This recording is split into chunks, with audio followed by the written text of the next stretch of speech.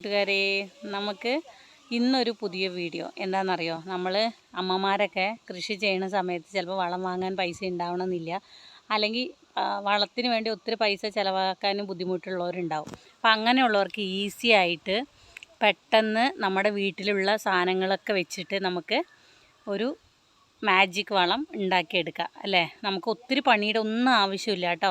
നമ്മൾ വെറുതെ പാഴ്വസ്തുക്കളായിട്ട് പുറത്ത് സാധനങ്ങൾ കൊണ്ട് നമുക്കൊരു നല്ല യമണ്ടൻ വളമാണ് കേട്ടോ. നമ്മളിവിടെ റെഗുലറായി ചെയ്തിട്ട് ചെടികൾക്കൊക്കെ കൊടുക്കുന്ന ഒരു വളത്തിലൊന്നാണ്. എപ്പോഴും എങ്ങനെയാണെന്ന് വെച്ചാൽ നമുക്ക് ചെടികൾക്ക് ഒരേ വളം യൂസ് ചെയ്യുന്നതിനെക്കാട്ടിലും നമ്മൾ ഡിഫറെൻ്റ് ആയിട്ടുള്ള വളങ്ങൾ ഉപയോഗിക്കണം. അപ്പോൾ നമുക്ക് രാസവളങ്ങളെക്കാട്ടിലും എപ്പോഴും നല്ലതെന്താ? ജൈവവളങ്ങൾ ഉപയോഗിക്കാമല്ലോ. അപ്പോൾ ജൈവമായിട്ടുള്ള ഒരു വളമാണ് കേട്ടോ. അപ്പോൾ നമുക്ക് അത് അപ്ലൈ ചെയ്തതിലൂടെ ചെടികൾക്കൊക്കെ പൂക്കളും ഉണ്ടാവും, പിന്നെ കായ് ഉണ്ടാവുകയാണെങ്കിൽ നമുക്ക് പേടിക്കേണ്ട. രാസവളം ഇട്ടിട്ട് ഉണ്ടാക്കിയതല്ലേ, നമുക്ക് എന്തെങ്കിലും അസുഖങ്ങൾ വരുമോ എന്ന് പറഞ്ഞിട്ട് പേടിക്കേണ്ട. കുട്ടികൾക്കൊക്കെ നമുക്ക് പേടിക്കാതെ കൊടുക്കാൻ പറ്റിയ നമുക്ക് ഫലവർഗ്ഗങ്ങളൊക്കെ വീട്ടിലുണ്ടാക്കാൻ പറ്റും. അപ്പം അങ്ങനെ ഒരു സൂപ്പർ വളമാണ്. അതുകൊണ്ടാണ് ഞാൻ മുന്നിലേക്ക് വരുന്നത്. അപ്പോൾ വീഡിയോ ഇഷ്ടമായിട്ടുണ്ടെങ്കിൽ ലൈക്ക് ചെയ്തിട്ട് മറ്റുള്ളവർക്കൊക്കെ ഷെയർ ചെയ്യാൻ മറക്കരുത് കേട്ടോ. അപ്പോൾ വീഡിയോയിലേക്ക് പോവാം. അപ്പോൾ ഇന്നത്തെ താരം എന്താണെന്നറിയോ? ഇതാ ഈ വെള്ളമാണ് കേട്ടോ. അരി കഴുകിയ വെള്ളം.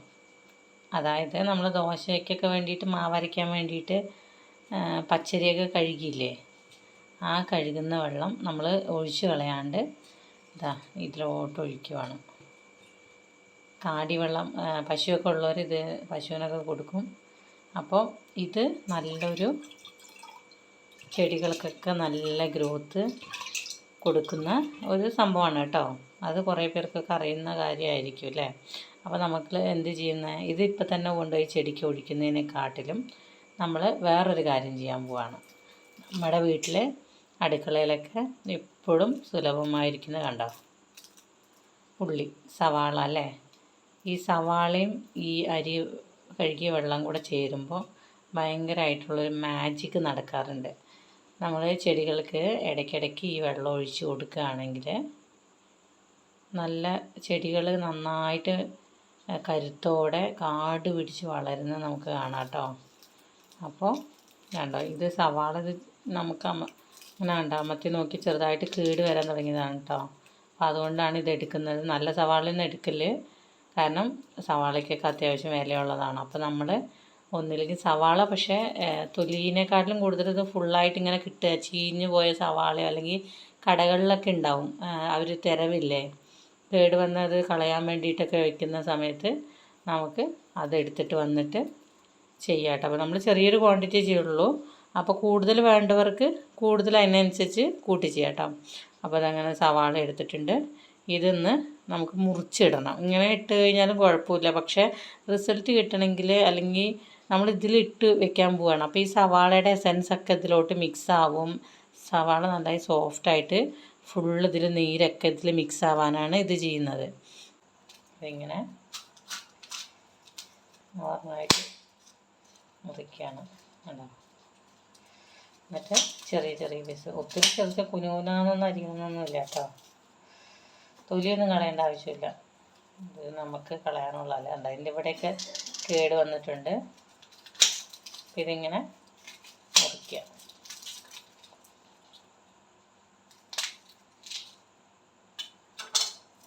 ഉണ്ട്. അപ്പോൾ ചെറിയ ചെറിയ കഷ്ണമാകുമ്പോൾ അത് പെട്ടെന്ന് ആ വെള്ളമായിട്ട് ഇഴുകി ചേർന്നോളൂ. കണ്ടോ. അപ്പോൾ നമ്മൾ ഈ സവാള ഇതിലോട്ട് ഇട്ട് കൊടുക്കണം കേട്ടോ.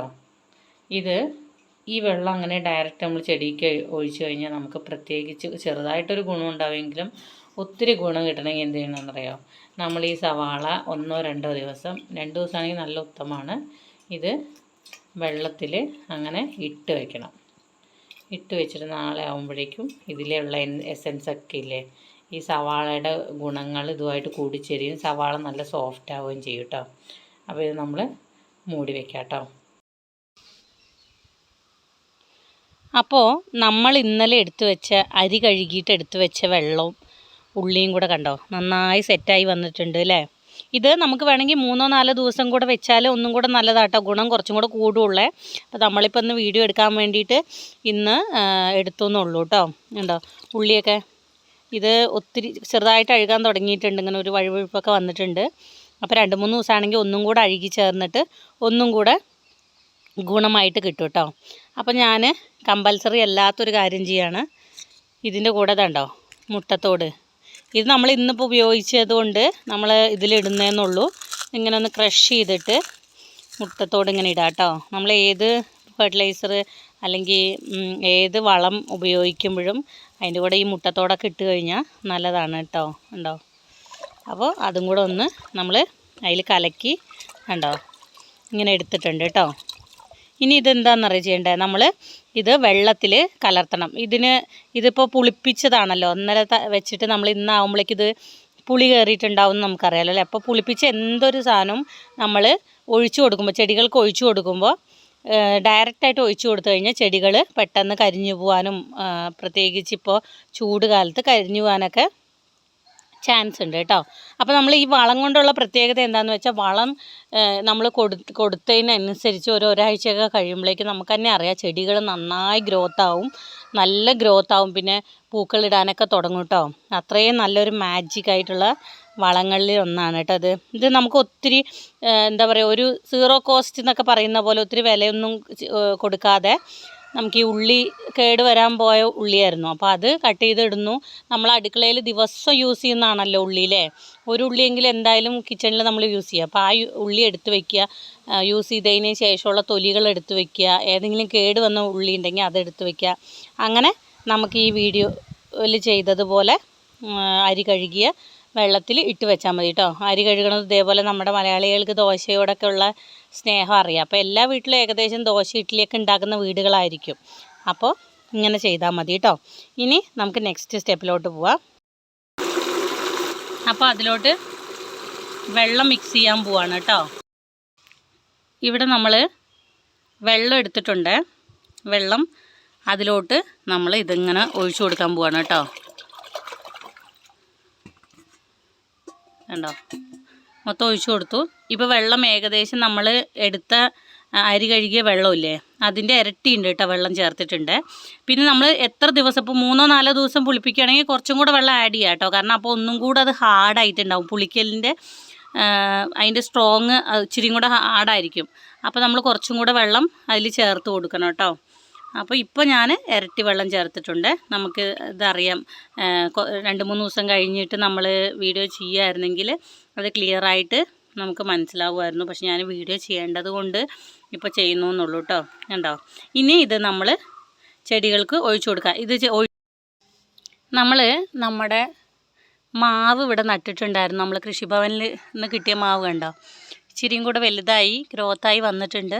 അപ്പോൾ അതിന് നമ്മൾ വളം കുറച്ചായിട്ട് ചെയ്തിട്ടില്ല. അപ്പോൾ നട്ട സമയത്ത് അത് പിടിച്ച് കിട്ടുന്നത് വരെ ആയിട്ട് കുറച്ച് വളം കൊടുത്തിട്ട് നട്ടാണ്, ചാണകപ്പൊടിയൊക്കെ വെച്ചിട്ട്. അപ്പോൾ അതിനിന്ന് നമ്മൾ ഒഴിച്ചു കൊടുക്കാം. അതല്ലാണ്ട് ഇത് കണ്ടോ കയറിപ്പോണേ, ഇത് നമ്മുടെ മത്തനാണ് കേട്ടോ. ഇതും നമ്മൾ നട്ടതൊന്നുമല്ല, ഇത് തന്നെ കുരു വീണ് നമ്മൾ ഭക്ഷണത്തിന് വേണ്ടി ഉപയോഗിച്ച മത്തനില്ലേ അതിൻ്റെ കുരുവൊക്കെ വീണിട്ട് അങ്ങനെ ഉണ്ടായതാണ് കേട്ടോ. അപ്പോൾ ഇവർക്ക് 2 പേർക്കും കൂടി ആയിട്ട് നമുക്ക് വേണ്ടോ ഒരു ചെടിക്ക് ഇത് എത്രയൊക്കെ വെള്ളം മതി കേട്ടോ, 1 കപ്പ് എന്നുള്ള ഏകദേശം 1 ലിറ്ററാണ്. ഇതിപ്പോൾ നമ്മൾ 2 പേരും കൂടെ ഉള്ളത് കൊണ്ട് കുറച്ചും കൂടെ ഒഴിക്കുന്നുണ്ട് കേട്ടോ. 2 പേരും കൂടെ കടഭാഗം ഏകദേശം ഓരോ ഭാഗത്താണ് ഇരിക്കുന്നത്, അപ്പോൾ ഇച്ചിരിയും കൂടെ ഒഴിച്ചു കൊടുത്തു. അപ്പോൾ ഇങ്ങനെ ഓരോ ചെടിക്കും ഇങ്ങനെ ചെയ്താൽ മതി കേട്ടോ. ഇതിൽ നമുക്ക് ഗ്രോത്തിനൊക്കെ ആവശ്യമായ പൊട്ടാസും ഒക്കെ നന്നായിട്ട് അടങ്ങിയിട്ടുണ്ട് ഉള്ളിൽ. അപ്പോൾ ഇത് നല്ല സൂപ്പറാണ്. നിങ്ങളൊന്ന് പരീക്ഷിച്ച് നോക്കിയിട്ട് സക്സസ് ആവുകയാണെങ്കിൽ പറയണം കേട്ടോ. എല്ലാവരും വീട്ടിലിത് ചെയ്ത് നോക്കും കേട്ടോ. നമ്മുടെ എല്ലാ ചെടികൾക്കും പൂക്കൾക്കൊക്കെ പൂക്കൾ ഉണ്ടാവുന്ന ചെടികൾക്കൊക്കെ ഇത് ഒഴിച്ചു കൊടുക്കാം കേട്ടോ. കണ്ടോ, ഇത് നല്ല ഗ്രോത്തായിട്ട് വരുന്നതാണ്. നമ്മൾ ഇവിടെ അടുക്കളയുടെ സൈഡിലായതുകൊണ്ട് നിറയെ വെള്ളമൊക്കെ ഒഴിച്ചിട്ട് അങ്ങനെ സൂപ്പറായി വളർന്നു വരുന്നതാണ്. അപ്പോൾ ഇതേപോലെ ചെടികൾ നന്നായി ഗ്രോത്തോടെ വളരാൻ നല്ലൊരു വളമാണ്. എല്ലാവരും പരീക്ഷിച്ചിട്ട് നിങ്ങൾക്ക് സക്സസ് ആയിട്ട് തോന്നുവാണെങ്കിൽ എനിക്ക് കമൻറ്റ് ചെയ്തേണേ, വീഡിയോയിലൊക്കെ ഒന്ന് കമൻറ്റ് ചെയ്യണം കേട്ടോ. ഇങ്ങനത്തെ നമ്മൾ ജൈവ വളങ്ങളായതുകൊണ്ട് നമുക്കിത് പേടിക്കേണ്ട ആവശ്യമില്ല. കാരണം രാസകീടനാശിനികൾ ഉപയോഗിക്കുമ്പോൾ എപ്പോഴും നമുക്കൊരു പേടി ഉണ്ടാവും അല്ലേ? അതിൽ നിന്ന് ഉണ്ടാവുന്ന ഫലങ്ങൾ നമ്മൾ ഭക്ഷ്യയോഗ്യമായിരിക്കുമോ, അല്ലെങ്കിൽ അതിൽ നിന്ന് നമുക്ക് എന്തെങ്കിലും പ്രശ്നങ്ങൾ വരുമോ എന്ന് പറഞ്ഞിട്ട് നമുക്ക് എപ്പോഴും ടെൻഷൻ ഉണ്ടാവാറുണ്ട് അല്ലേ? അപ്പോൾ ഈ കാര്യത്തിൽ, ഈ വളം ഉപയോഗിക്കുന്ന കാര്യത്തിൽ നമുക്ക് ആ ടെൻഷനൊന്നുമില്ല. കാരണം നമ്മുടെ വീട്ടിൽ നമ്മൾ ഭക്ഷിക്കുന്നത് അല്ലെങ്കിൽ ഭക്ഷിച്ചതിൻ്റെ ബാക്കിയുള്ള സാധനങ്ങൾ കൊണ്ട് ഉണ്ടാക്കുന്നതാണ്. അപ്പോൾ നമുക്ക് അതിൽ നിന്നൊരു ബുദ്ധിമുട്ടും വരില്ല കേട്ടോ.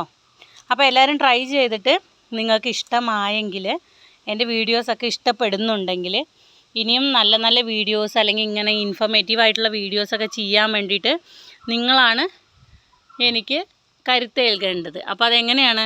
കമൻറ്റുകളിൽ കൂടെയൊക്കെ കരുത്തേകണം അല്ലേ? അതുകൊണ്ട് ഇത് ആത്തമരം പറയും. നിങ്ങളുടെ അവിടെ എന്താ പറയാമെന്നൊന്ന് കമൻറ്റ് ചെയ്യട്ടോ.